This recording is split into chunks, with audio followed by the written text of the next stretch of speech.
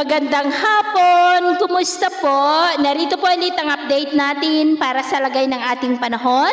Ngayong hapon po ng June 28, 2024 na kung saan sa ngayon ay patuloy pa rin na easterlies ang dominanteng hangin na umiihip po ngayon dito sa ating bansa.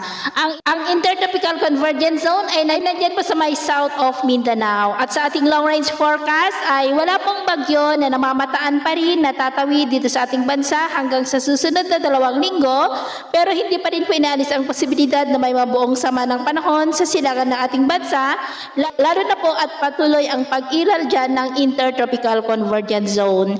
At sa lagay ng ating panahon, ngayong hapon ay maulap ang kalangitan with isolated rain sa malaking bahagi ng Cordillera, Ilocos Region, ilang bahagi ng Cagayan, Central Luzon, Metro Manila, Calabarzon, Mindoro Provinces, Bicol Region, Western Visayas, Southern part ng Cebu, Leyte, Samar Provinces, Zamboanga Peninsula, Northern Mindanao, Caraga at Davao Region, maging po silang bahagi ng Sorsogon na dulot po yan ng pinagsamang epekto ng ITCZ at ng mga localized thunderstorm na posibleng magtuloy-tuloy ang mga isolated rains na yan sa ilang bahagi ng ating bansa hanggang mamayang gabi, kaya mag-ingat po tayo sa posibleng banta po ng mga pagbaha at pagguho ng lupa. Sa atin naman po mga baybayin, wala na po tayong nakataas na namang gale warning signals, pero iba yung pag-iingat lamang po kung papalaot tayo para mas makaiwas sa mga sakunang pangkaragatan. So yun po ng latest update natin